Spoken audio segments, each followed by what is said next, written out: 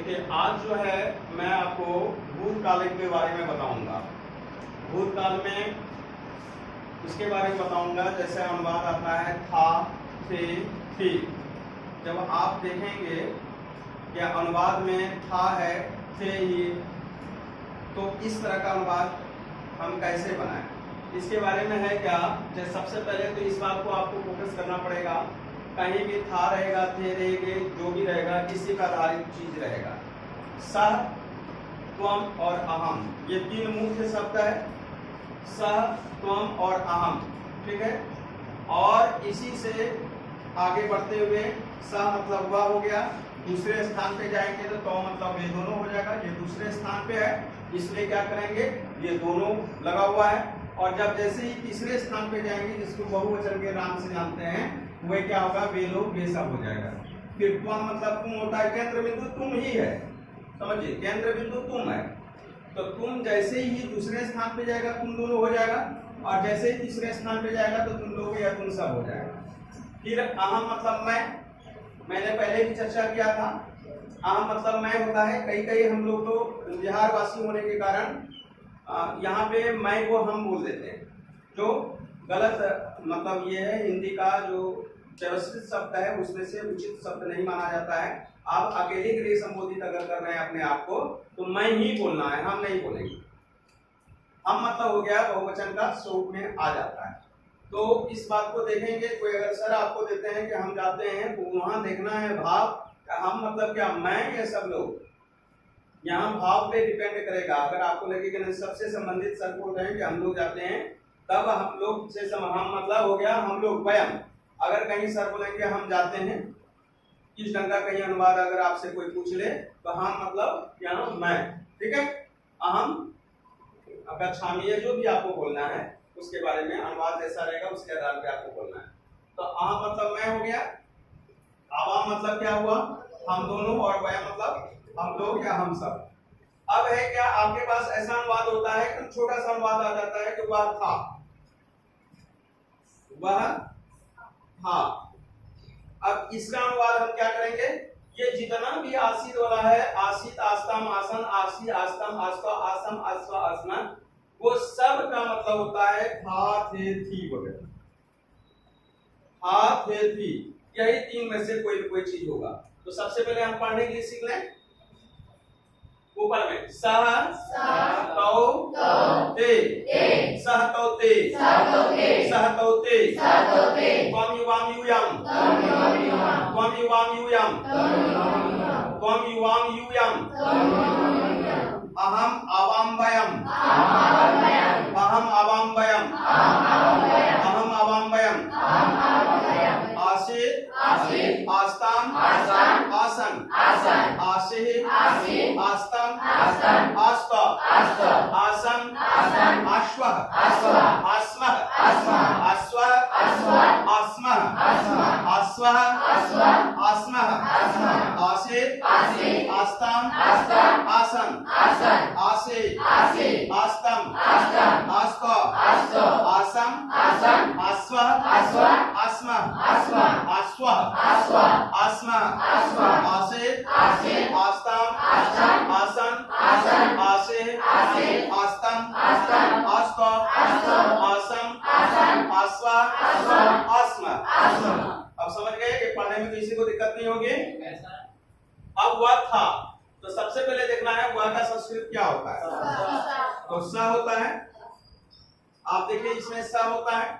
स कितने नंबर पे है, देखिए प्रथम पुरुष का एक वचन के नीचे है, तो यहाँ प्रथम पुरुष के एक वचन के नीचे वाला स, आसी, वह था का संस्कृत आप समझ गए। अब देखिए आप ही लोग से हम पूछते हैं, ठीक है, पूछ लें, आपको देख के बताना है।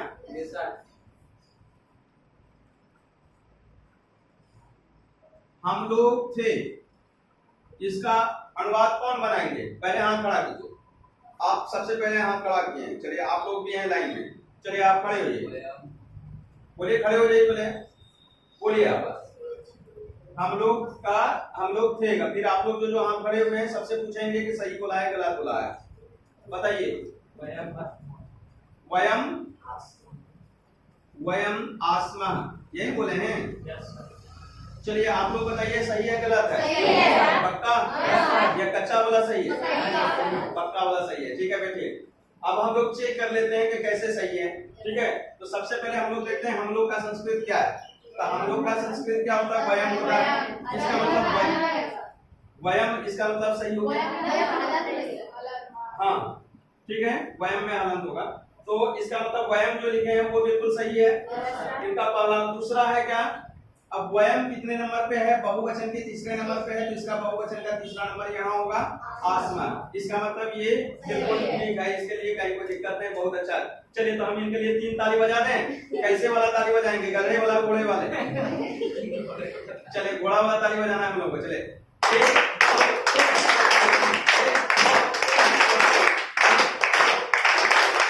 चलिए बहुत बढ़िया। अब जो है हम दूसरे के लिए दूसरा पूछें। दूसरा हम आपको बताते हैं क्या, एकदम इस बार तो बिल्कुल भारी रहेगा।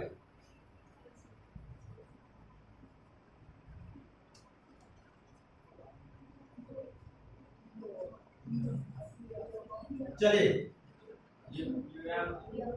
ये पहले बोलना नहीं है, पहले ये बताना है कि कौन इसके लिए समर्थ है।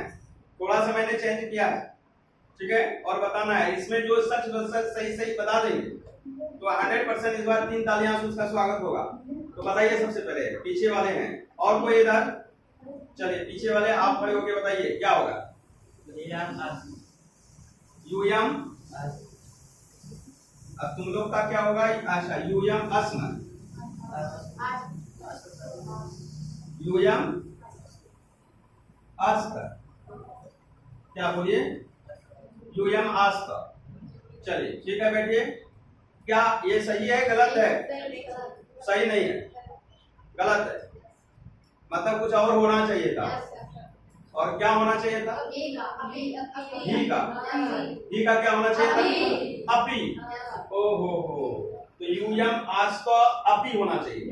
अपी इन्होंने क्या हुआ? यूयम अपी आज तो ऐसा होना चाहिए, ये ना आपका गाना। देखिए तो यूयम अपि आस्तो ऐसा अनुवाद बनना चाहिए। आपको समझ में आने लगा है कहाँ गलती है।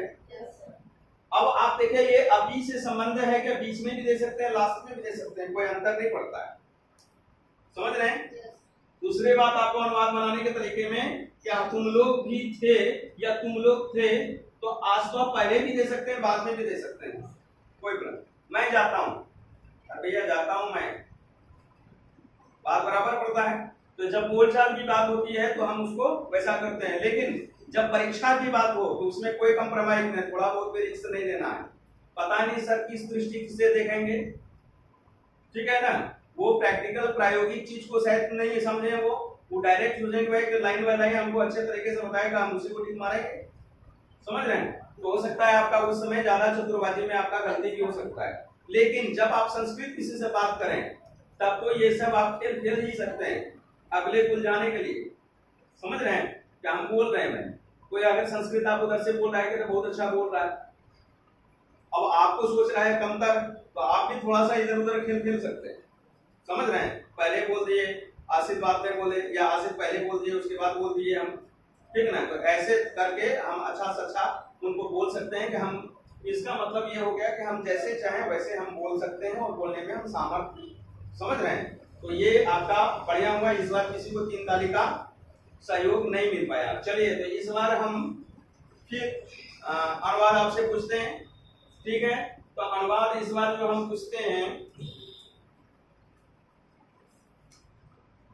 क्या मैं भी था? क्या मैं भी था? क्या मैं भी था? पहले बताइए कौन बोलेंगे? आप बोलेंगे और कोई बोलेंगे? आप बोलेंगे, आप भी बोलेंगे। चलिए तो पहले आपका हुआ, दूसरा ये, तीसरा ये और चौथा काम आप बोलेंगे, पांचवा आप बोलेंगे, ठीक है। तो हम सबसे पूछ लेते हैं। तो चलिए आप खड़े होकर बोलिए, क्या मैं भी था? ये अनुवाद है। किम, चलिए किम अहम अपि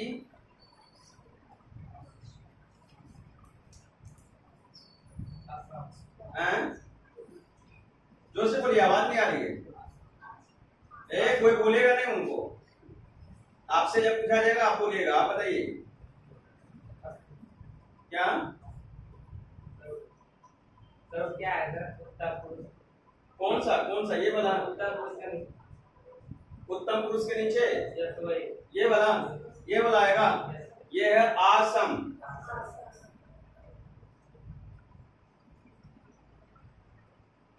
चलिए आसम, बैठिए। क्या आप बताइए, आप लोग के दृष्टिकोण से 5 लोग इधर जो तैयार हुए थे और क्या हमने बताएं, क्या आपके दृष्टिकोण से क्या ये सही है? पक्का वाला सही है, कच्चा वाला सही है? पक्का वाला मतलब बिल्कुल सही है, थोड़ा भी गलती नहीं है। इस बार ठीक किया। चलिए तो उनके लिए 3 तालियां होना चाहिए कि नहीं? चलिए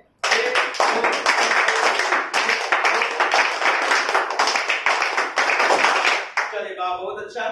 देखिए ये ताली जब बजता है तो जो बताए हैं ना उनको भी थोड़ा उत्साह बढ़ता मिलता है कि नहीं मुझे भी बताना।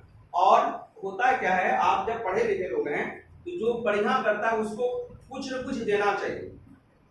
हम लोगों को शास्त्र में भी लिखा है, जिसपे आप बहुत ज्यादा प्रसन्न होते हैं, सच में खूब ज्यादा प्रसन्न हो जाता है, उसको कुछ न कुछ दे दीजिए। आपके पास अगर पैसा है तो पैसा दे दीजिए, कलम है तो कलम दीजिए, जो जैसा योग्य व्यक्ति है उसको वैसा उपहार दे देना चाहिए अगर आप सामर्थ्यवान हैं तो।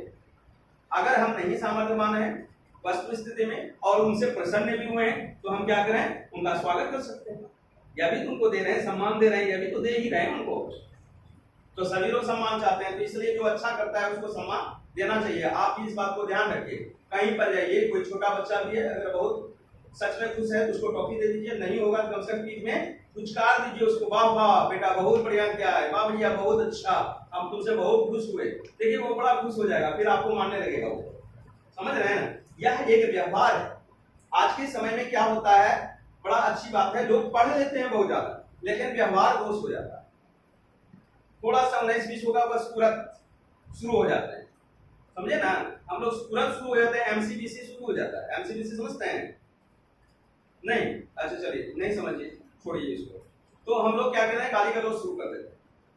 तो गाली गलौज हम शुरू कर देते हैं, यह व्यवहार दोष। फिर उसमें हम बड़ा और छोटा नहीं देखते हैं, किसी का दुख दर्द भी नहीं समझते हैं।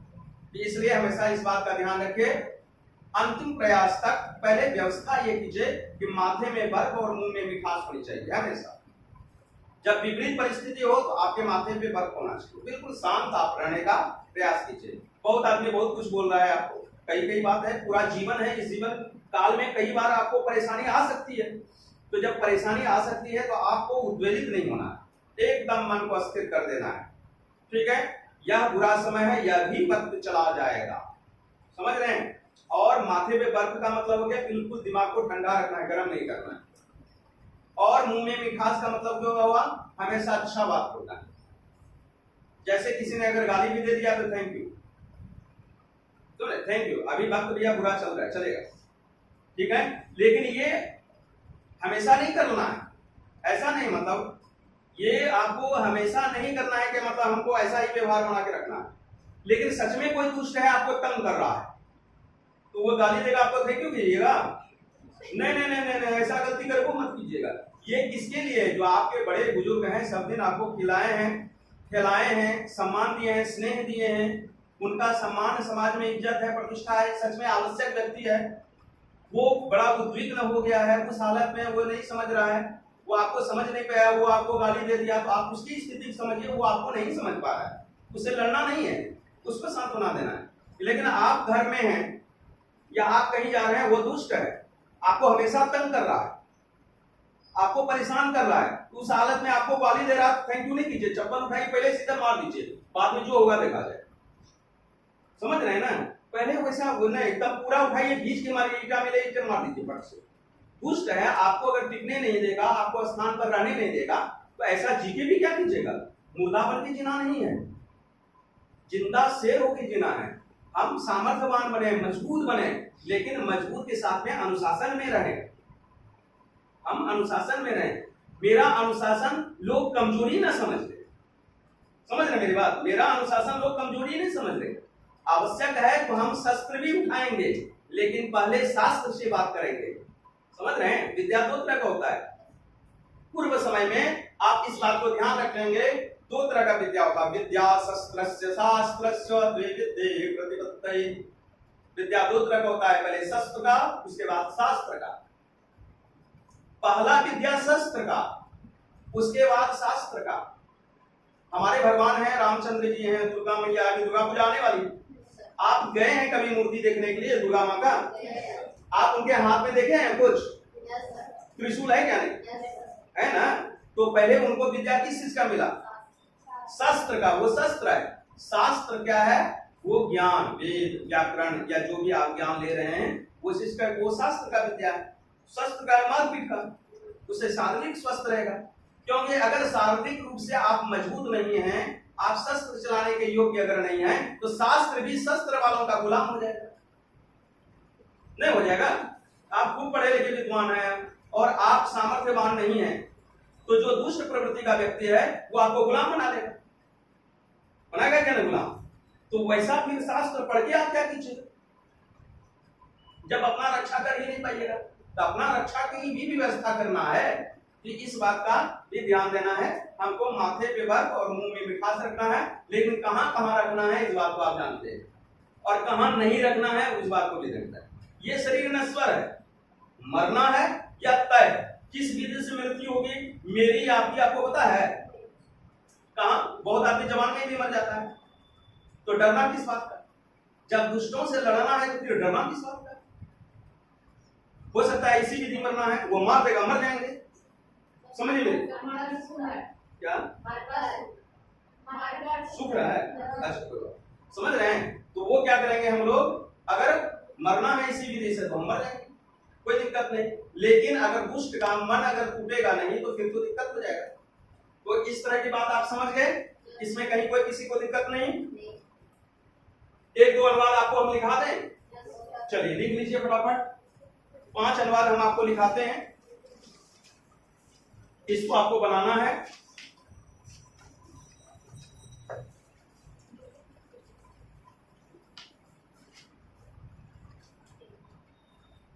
लिखिए, हम थे,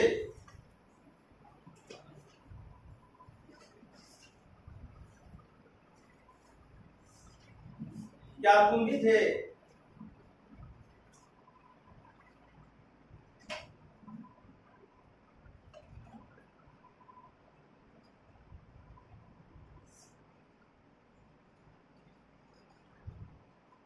अरे भैया तुम भी थे, अरे भैया तुम भी थे।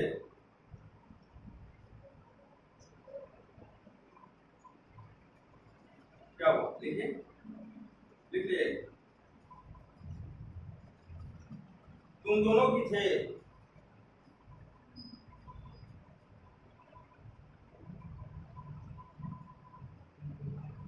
क्या मैं भी वहां था? क्या मैं भी वहां था?